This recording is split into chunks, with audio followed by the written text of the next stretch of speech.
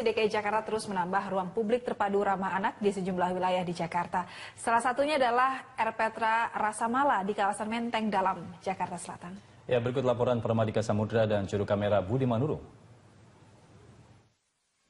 Ruang publik terpadu ramah anak Rasamala yang diresmikan Gubernur DKI Jakarta Basuki Cahayapurnama pada Jumat kemarin, kini sudah bisa dimanfaatkan oleh warga.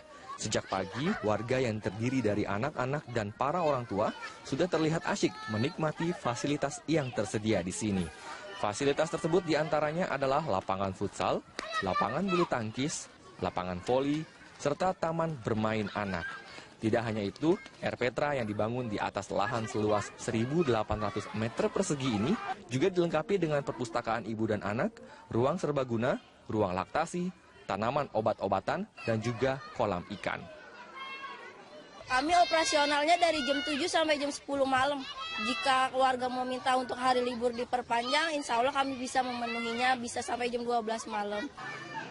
Untuk menambah kenyamanan, Erpetra juga dilengkapi dengan fasilitas Wi-Fi dan kamera pengawas. Menurut warga, sebelum adanya Erpetra di wilayah ini, mereka kesulitan mencari tempat bermain untuk anak yang aman dan juga nyaman. Ya, dengan semakin banyaknya ruang publik terpadu ramah anak di Jakarta, diharapkan warga, khususnya anak-anak, dapat dengan leluasa, dengan aman dan juga nyaman bermain. Dan para orang tua tidak perlu lagi khawatir jika anaknya ingin bermain dan juga bersosialisasi di luar rumah. Permadika Samudra, Budi Manurung, Berita 1, Jakarta. Ahok memastikan Presiden Joko Widodo akan segera mengeluarkan perpres terkait integrasi proyek reklamasi Teluk Jakarta dan Garuda Raksasa. Proyek Garuda Raksasa sendiri akan mendapatkan bantuan dari Belanda dan Korea Selatan.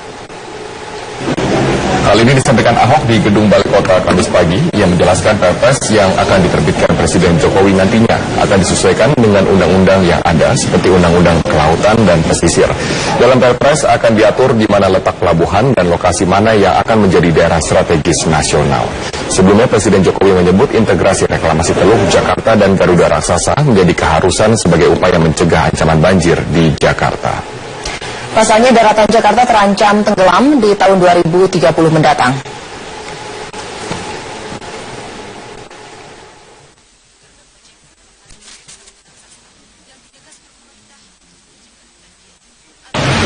Beliau orang keluarkan, termasuk soal wilayah kerjanya pelabuhan. Ada wilayah kerja pelabuhan, tentu harus diatur. Nah, jadi biar dengan perpres itulah mengatur mana yang pelabuhan, mana yang lokasi strategis nasional, ini semua akan diatur. Itu kapan kamu mulai proyek yang saya nggak tahu. Itu tunggu, kan kita dapat bantuan dari Belanda dan Korea Selatan untuk membuat FS-nya, visibility study-nya. Ya. Pemirsa, sejak tahun 2014, sejumlah tanggul di bibir pantai utara Jakarta mulai dibangun sebagai rangkaian dari proyek pembangunan terpadu pesisir ibu kota negara. Tanggul yang berfungsi menahan limpahan air laut saat ini pembangunannya berhenti sementara menunggu kepastian kelanjutan dari pembangunan. Dan dari PHRD, kemudian Yohanes Don Bosco memantau kondisi pembangunan tanggul tersebut. Kekhawatiran Jakarta sebagai ibu kota negara akan tenggelam dikemukakan secara nyata oleh Presiden Joko Widodo dalam membuka ratas dan menyatakan bahwa 7,5 hingga 12 cm permukaan tanah Jakarta selalu turun setiap tahun. Di sisi lain, permukaan air laut di Jakarta juga semakin naik. Dan untuk mengatasi hal tersebut, pemerintah pada tahun 2014 mulai mencanangkan dan juga menggerakkan proyek yang bernama Giant Sea Wall ataupun tembok laut raksasa. Dan fase yang pertama atau fase A adalah dengan membangun tanggul-tanggul di sepanjang bibir pantai utara Jakarta ini. Dan pembangunan ini memakan dana hingga 1,4 miliar dolar Amerika Serikat, dan rencananya proyek ini berlangsung selama 4 tahun dari 2014 hingga 2018 sepanjang 33 km di sisi utara Jakarta. Namun saat ini pembangunan tanggul-tanggul di bibir pantai utara Jakarta ini terhenti sejak pertengahan 2015. Namun beberapa warga menyatakan bahwa proyek ini akan dilanjutkan kembali pada Mei 2016 ini setelah ada kepastian hukum ataupun peraturannya. Kita nantikan saja, meskipun saat ini proyek pembangunan tembok-tembok ataupun tanggul raksasa di bibir pantai Jakarta Utara ini terhenti, namun ada beberapa alat-alat berat yang masih tersisa di sini. Kita nantikan bagaimana realisasi dari total pembangunan Giant Seawall Jakarta ini dapat berlangsung dan dapat melindungi Jakarta dari berbagai ancaman seperti misalnya banjir dan juga menyediakan lingkungan Jakarta yang baik, seperti salah satunya adalah penyediaan air baku untuk warga ibu kota. Dari Jakarta, Ferry Prihardi, Yohanes Don Bosco, Metro TV. Sementara itu, gedung OLV menjadi saksi penurunan muka tanah yang terjadi di Jakarta. Selama 95 tahun terakhir, lantai dasar gedung OLV terus ditinggikan untuk menyamakan dengan tinggi permukaan jalan sebagai solusi untuk menghindari banjir. Dan pemirsa, berikut liputan Mila Amalia dari kawasan Kota Tua, Jakarta. Dalam rapat terbatas mengenai reklamasi, Presiden Joko Widodo ini mengakui bahwa muka tanah DKI Jakarta telah mengalami penurunan sekitar 7,5 cm hingga 12 cm. Dan diperkirakan apabila penurunan tanah ini terus terjadi, maka di tahun 2030 DKI Jakarta akan tenggelam. Salah satu bukti bahwa memang muka tanah DKI Jakarta telah tenggelam adalah bisa dilihat dari lokasi gedung OLV di kawasan Kota Tua, Jakarta Barat, karena lantai utama gedung ini berada jauh di bawah permukaan jalan utama atau sekitar hampir 1 meter. Bila dilihat sejarahnya, sekitar 95 tahun yang lalu, gedung OLV ini lantai dasarnya selalu ditimbun dengan berbagai macam material untuk ditinggikan dengan alasan untuk menghindari banjir.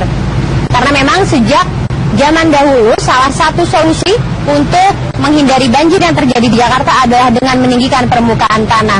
Selain itu, penyebab-penyebab lainnya dari penurunan muka tanah di DKI Jakarta ini adalah penerapan sistem sanitasi yang kurang baik, kemudian juga pemakaian air tanah yang dilakukan secara masif, dan juga adanya percepatan urbanisasi yang terjadi di Jakarta. Untuk itu, Presiden Joko Widodo ini meminta agar lingkungan DKI Jakarta dan juga sistem air yang ada di sini ini diintegrasikan dari hulu ke hilir untuk menghindari Jakarta tenggelam. Dari Jakarta, Mila Amalia, Atwin Agung, Metro TV. Gubernur DKI Jakarta Basuki Cahayapurnama melepas petugas sensus ekonomi 2016 dari Badan Pusat Statistik Provinsi DKI Jakarta. Ya, Ahok menekankan pada para petugas sensus untuk mencatat informasi seakurat mungkin. Ahok menegaskan tidak ingin hasil sensus tidak sesuai fakta di lapangan, sebab ada data dari sensus ekonomi nantinya akan jadi pegangan bagi kepala daerah untuk mengambil kebijakan. Salah satunya adalah kebijakan kredit usaha rakyat. Untuk itu, Ahok meminta petugas sensus untuk mengumpulkan informasi bukan hanya dari pelaku usaha besar, tapi juga dari para pedagang kaki lima. Jadi Presiden ingin data ini betul-betul satu data. Dan kita harap Jakarta memang jadi harus betul-betul lengkap. Karena kita ingin bukan hanya pedagang permanen, termasuk PKL yang jalan manapun yang non formal harus dapat semua. Nah, kalau enggak kita susah sekali mau nyalurkan kredit. Nah, dengan kombinasi sensus ini, data 2016, ditambah dengan kita mengeluarkan Jakarta One dengan sistem transaksi non tunai, nah kita harapkan 2017 kita akan lebih gampang. Komisi